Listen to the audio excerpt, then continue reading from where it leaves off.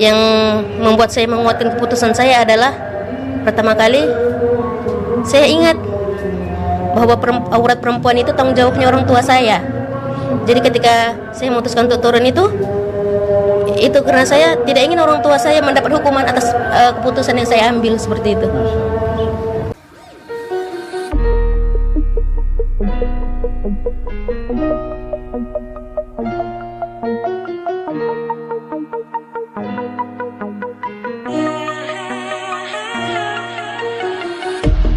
Muyasaroh ini, masya Allah, kami mendapatkan banyak sekali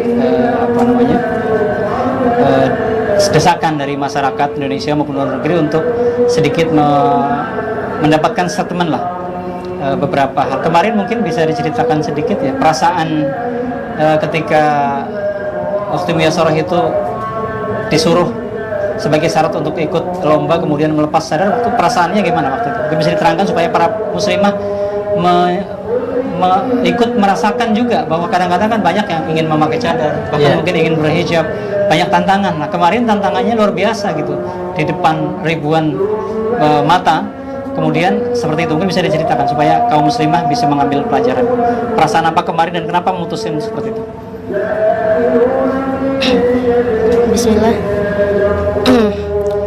Jujur pada saat itu saya merasa kaget, saya shock pertama kali mendengar ucapan salah satu dewan jurinya kepada saya. Dan kebetulan saat itu saya tampilnya siang hari mungkin kan, jadi mungkin para juri juga udah mulai capek gitu ya, dan saya juga mungkin mulai capek juga nunggu nomor antrian peserta saya. Jadi pas setelah tampil itu ketika dewan juri mengeluarkan statement seperti itu, saya terkejut. Makanya saya sempat terdiam sebentar untuk berpikir, ini kalau saya turun kira-kira apa yang terjadi, seperti itu. Tapi alhamdulillah Allah masih menguatkan iman saya. Allah masih menjaga keistiqomahan saya dalam menjaga muruah saya dan muruah keluarga saya. Jadi saat itu alhamdulillah Allah menguatkan iman saya sehingga saya berani mengambil keputusan untuk turun. Tapi ada sedikit lintasan mungkin karena terlanjur ingin bisikan atau apa untuk buka, ada nggak seperti itu? Kalau bisikan tentu saja ada, Pak. Ada ya. Jadi ternyata tidak mudah juga, bukan berarti kemudian mudah sekali memutuskan. Enggak, setelah pakai ternyata juga banyak apa? Karena sebetulnya perjuangan saya untuk sampai ke titik itu juga berat, Pak. Untuk tampil di tingkatan provinsi, pasti sebelumnya melewati tingkatan-tingkatan yang lebih rendah sebelumnya kan.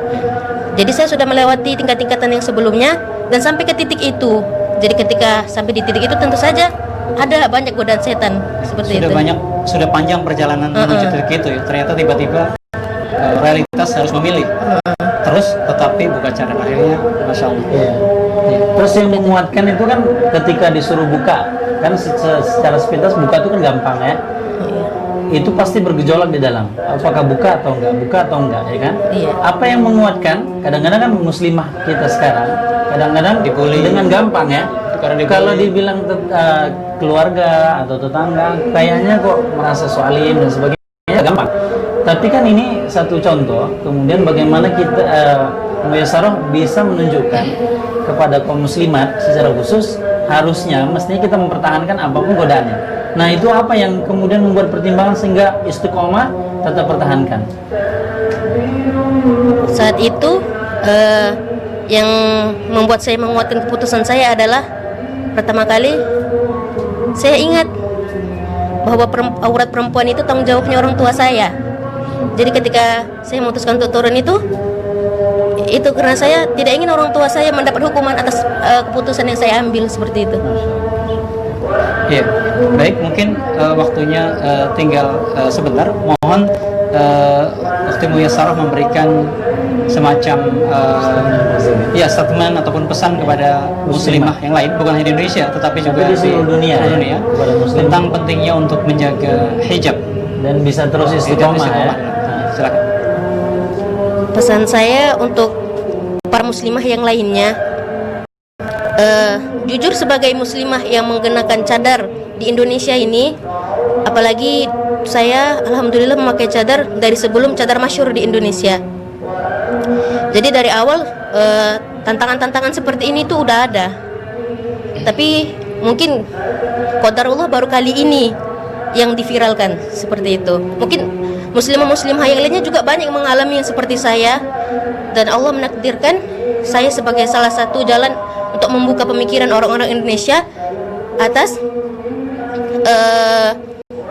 tanggapan mereka bagaimana hukum cadar dalam Islam seperti itu. Jadi saran saya untuk para muslimah, bagaimanapun kita tetap menjaga syariat Islam, pasti banyak godaannya.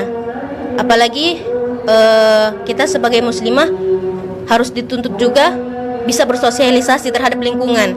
Jangan jadi muslimah yang berkurung saja di rumah, nggak pandai bersosialisasi, sehingga orang lain menganggap orang-orang yang bercadar itu sombong. Orang-orang yang bercadar itu kurang pergaulan, nggak mau bergaul dengan yang lainnya, nggak mau bersosialisasi seperti itu. Jadi saya berharap kepada para muslimah yang lain untuk tetap mampu bersosialisasi dengan yang lainnya, tapi tetap menjaga muruahnya seperti itu. Walaupun banyak godaan-godaan yang lainnya, harus ingat rasa takut terhadap Allah itu tetap ditanamkan. Ya, dan di penghujung acara ini, para pemirsa yang dirahmati Allah SWT, kami mendapatkan titipan, Pak. Jadi sekedar titipan. Kami tahu bahwa Masya Allah keluarga sama sekali tidak pernah memikirkan, tetapi kami karena dipaksa jadi terpaksa kami menyampaikannya. Semoga ini jadi penghargaan dari kaum muslimin di Indonesia dan di tempat-tempat lainnya untuk menyerahkan bantuan ataupun apresiasi atas hal ini. Ya, jadi Bapak, ini amanah dari kaum muslimin, dan tentu saja ini tidak terlalu penting, karena yang paling penting adalah keikhlasan dan menjadi pahala yang tidak terputus, akan terus mengalir karena telah menginspirasi banyak pihak. Dan ini hanya sebagian yang kaum muslimin kami bawa pada hari ini. Mohon diterima Bapak, dan semoga jazakumullah khair para yang telah memberikan penghargaan pada beliau. Dan ini buat Ukhti Muyasarah, mungkin bisa serahkan ke akhwatnya. Iya, mungkin. Iya, kembali. Iya. Iya, demikian. Iya. Allah. Demikian para pemirsa,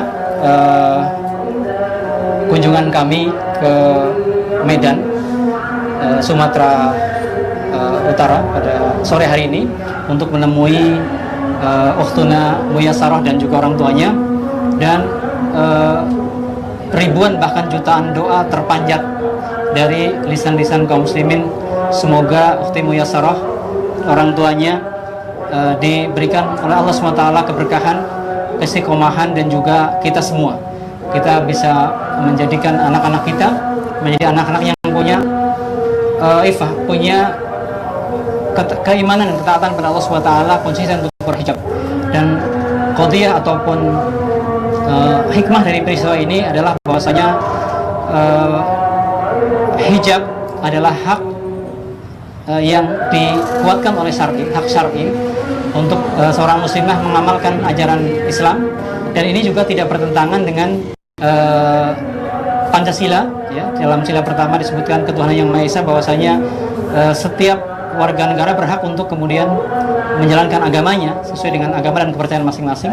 Dan juga tentu saja pasal 29 Undang-Undang Dasar 45 bahwasanya berhijab adalah hak warga negara Indonesia dan hak seorang muslim yang dijamin oleh Allah SWT, dan juga dalam konstitusi negara Indonesia tidak melanggar. Sehingga ketika ada hijab yang kemudian terkesan, ya, dizolimi, maka membangkitkan semacam kegelisahan, ya, membangkitkan rasa ketidakadilan, membangkitkan terusiknya rasa kemanusiaan yang pada akhirnya mengalirkan simpati yang luar biasa dan doa-doa. Ya, semoga kita semua bisa mengambil hikmahnya, para pemirsa kaum muslimin yang rahmati Allah rahimakumullah. Semoga anak-anak kita juga bisa terdidik sebagaimana Bapak Jamaluddin mendidik putrinya dalam keteguhan mempertahankan hijabnya. Dan semoga menginspirasi para muslimah di Indonesia dan seluruh dunia bahwasanya inilah seorang akhwat prinsipnya begitu kuat mengenakan hijab, dan semoga Allah SWT merahmati kita semua. Kita akhiri bincang-bincang kali ini dengan doa kafaratul majelis.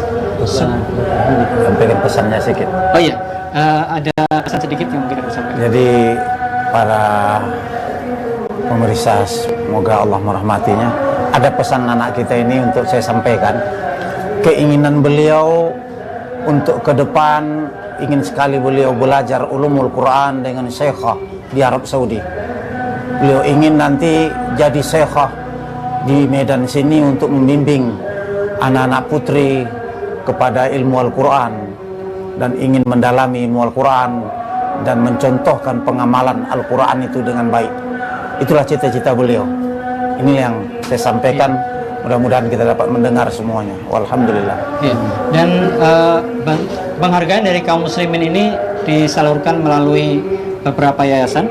Ada Yayasan Mawaddah Indonesia, Yayasan Mimbar Tauhid di Sukabumi, Yayasan Mawaddah Indonesia di Jakarta, Yayasan Mimbar Tauhid di Sukabumi, juga Yayasan Ar-Risalah di Kota Medan. Semoga apa yang kaum muslimin berikan sebagai bentuk penghargaan kepada ukhtuna Muyassarah ini mendapatkan balasan dari Allah SWT dan menjadi penyemangat kita semua untuk makin baik, makin teguh memegang ketaatan kepada Allah Subhanahu wa taala.